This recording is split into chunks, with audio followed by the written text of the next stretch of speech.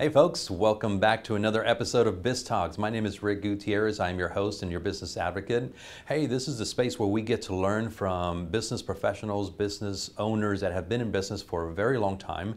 And they are here to kind of educate us and share some of their knowledge that they have learned throughout the years in business. And so who else to learn from than from those that have been there and done that, so that we can have a better go at it when we start building our businesses, or potentially add some education, some knowledge to our own business and ways of doing business. So with that being said, this is where we're going to share some tips, tricks, insights into business. So sit back and relax, grab a pen, grab paper, and take down some notes.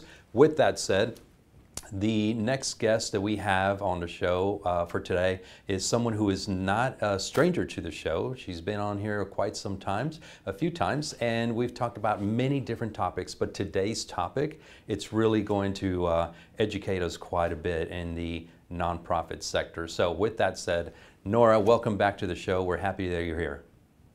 Thank you so much, Rick, for having me. I'm happy to be here as usual. Yeah, it's always a great conversation, always a great time. I feel like we're old friends now, and so we're able to have, just a great conversation about, certain topics, about your expertise, which you know tons about bookkeeping and preparing taxes. But more importantly, it's all about being able to communicate with those leaders in those organizations, those nonprofit organizations, particularly in the world of financial literacy, and how effective it is and how crucial it is to be transparent in that industry, right? So with that said, why don't we get started and talk about that a little bit so that we can educate our folks. What do you say? Sure, I'll be happy to talk. It's always good to talk about nonprofits. There's always missing information and a lot of misconception. So one thing is, I always share with nonprofit leaders, never have your treasurer keep your books, because treasurer is a board member, and then the board members are volunteers. They don't have time, and bookkeeping, having the budget and all of that thing, they require someone who just focuses on that. And just to have a treasurer, someone who's maybe in accounting department at any other company, doesn't mean they can do everything. Now, first, one thing, they might not know how to take the books from A to Z. This is one thing, because in that corporate job, they might have one function, and that's different than what you will have on the when you have a small business. You're taking everything into consideration, or a nonprofit, which is the same thing in terms of bookkeeping. And there's also, they do have their life, they do have their stuff.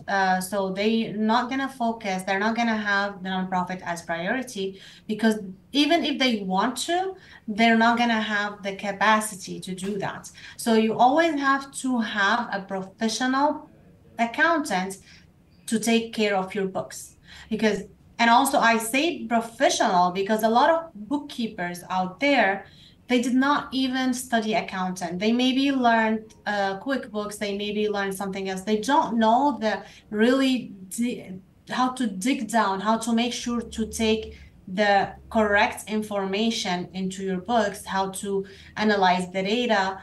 And we often actually at Nourasbooks fix other people's work, when like a lot of people actually do hire bookkeepers, but then when they come to us, like, we have to fix a lot of things on their books, like if we're doing it from scratch. And a lot of people don't realize that. So it's very important for the nonprofit to make sure they have someone who knows how to accounting, and also knows the nonprofit work, because yes, it is very similar to business. However, every business, even like in business, small businesses have a different way to do things. So you have to make sure, like, the person who's doing this bookkeeping for you, who's taking care of your books, who's doing the budget, is someone who understands accounting and understand nonprofits world, and understand your industry, your niche, because also within nonprofit, you have different type of nonprofits.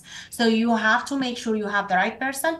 Never try to do it on your own if you are not an accountant and you're focusing at least on a part-time level on your an organization on your organization. So make It's a, sure you have a professional to do the part. yeah, no worries. So if I'm hearing you correctly, basically what you're doing is educating your nonprofit leaders, not necessarily financial literacy, but you're basically teaching them or educating them in correct business education, to where you must hire the right people to do the right job. We don't necessarily have to do everything, right? I don't own a nonprofit, but I own a business, and they're typically both businesses, right? So I know for a fact, and you and I have had this conversation offline, to where, yes, I am the CEO of my company. I do not need to be worrying about the bookkeeping and doing all those things, because that's not my forte. That's not what I'm supposed to be focused on. But hiring is the right people is key, and I think if I heard you correctly, that's really what you're educating those leaders in realizing, that they don't have to do everything. Absolutely, because there's something better you can do. You can increase the money coming into your organization, and then you can not even double, triple, and like multiply with a lot, with millions if you want. Like, and instead of wasting your time doing wrong bookkeeping, you could generate more money, right? And I don't know if you, I don't know if you're familiar with Alex Hermosi and Leila Hermosi. They were talking about how they had some other people, they hired some people for their home. So instead of them wasting time on grocery, on maybe cleaning the house, you have to spend time and maybe hire people and then spend time on generating more income. So you can be not only paying these people, but you double, trouble, or whatever, like as money as you want, you're gonna have in your company or your business. So just know where to spend your time and who do you hire.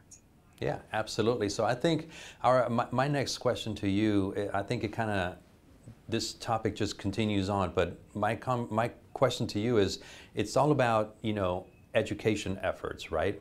So what are some of those common misconceptions about nonprofit finances that you see out there that people should look out for, so they don't make the same mistakes as others? Sure. So a lot of misconceptions, especially within nonprofit world.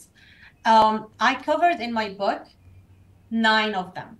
There are a lot more, but I'm going to talk about a few right now. I'm not going to be able to cover the 9. Selling products, for example. People think, okay, let's sell product. We have merchandise. Let's sell those so we can get money. I want to ask them, challenge them. How much is your profit from that? Because you're going to spend money to do everything, including the shipping. So how much is left for your organization? So do you think what's left is enough to raise you money, to make you good money for fundraising? Another thing is grant funding is the main funding. I want to challenge everyone, like how flexible is that if you at all were able to get that funding? I would say no. You have to go to donors. This is your base. You have to build your base. So grants is not the major funding. Actually, 75% of major funding for nonprofit organizations comes from individual donations. So grant never is only 25%. So it's never the major funding. The other one is depleting the bank account every year. You have no idea how many times I've heard this. I'm like, who said so? How can you cover your operation? How can you pay your staff? How can a lot of questions. You're never gonna grow as an organization if you do that. So this is totally wrong. And one more thing I want to cover is doing fundraising events, whether it's 5K, running 5K, or a fundraising dinner or whatever it is. Well, this is not the right strategy. These are good for awareness, not to fundraise. So, and there's these are 2 different things. So these are just some of those misconceptions.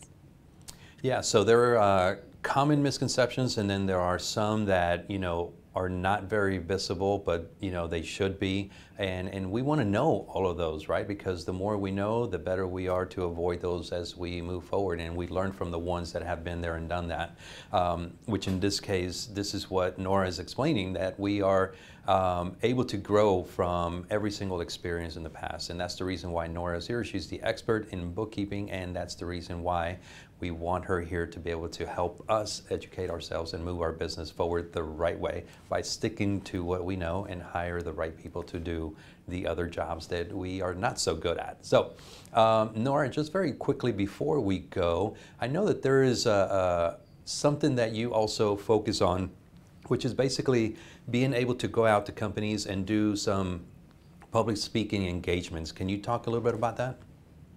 So yeah, so I have like few topics I can talk about. Like I can train people in certain company or an organization. I can talk about how to save money, like the cash flow, and what to do on your taxes, bookkeeping, and everything. And I can also do a lot of speaking engagement workshops. So it's different levels, so people can connect with me through my website, and we can actually talk and see what their needs is, so we can do that for them. So like there's many engagement, and also like we can do special VIB days for companies or organizations to work on certain things they have challenges on, so we can help them with. Awesome. All right. So I wanted to make sure that we had a moment to showcase that. And if people wanted to learn more about how to book you for a speaking engagement, how would they do that? So they can just go to Nourasbooks.com, and they can go to book Noura to speak, and they can fill the application, or simply they can email me at noura@nourasbooks.com, and or can book a call through my website.